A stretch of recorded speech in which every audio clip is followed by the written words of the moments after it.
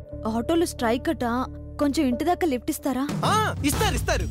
Sentiment మీద దెబ్బ కొట్టి జడ్జి గారితో అని తిట్లు తిట్టించావు కదా రాక్షసి. నీకు చచ్చిన లిఫ్ట్ ఇవ్వను.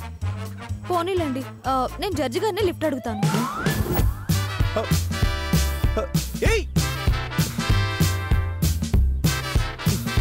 తగలడిచావు.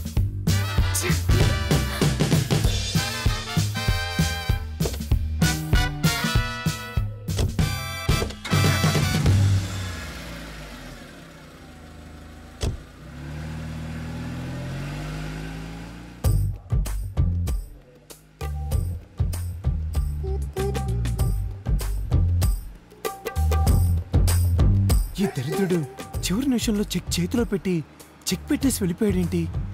ఇంత క్రిమినల్ బ్రెయిన్ ఉన్న వీళ్ళలాంటి లాయర్ ఇంకోటి దొరుకుతాడా? వీడి సపోర్ట్ గానీ లేకపోతే ఈ రాక్షసి కోర్టులో నన్ను ఆడుకోవటం ఖాయం. పైగా వాడేదో బలమైన సాక్ష్యాలు చూపిస్తానంటూ కోర్టులో జడ్జి గారితోనే సవాల్ చేశాడు. అలాంటి వాడిని వదులుకుంటే నాకు విడాకులు గ్యారెంటీగా దొరకవు. ఎలాగైనా వాడిని దువ్వాలి, తప్పదు.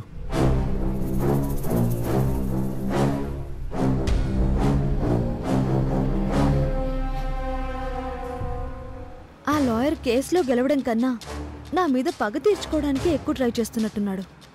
ఎంత న్యాయం నా వైపు ఉన్నా ఇలాంటి పరిస్థితుల్లో నాకు న్యాయం జరుగుతుందా? ఒకవేళ అదే జరిగి నాకు విడాకులు మంజూరైతే?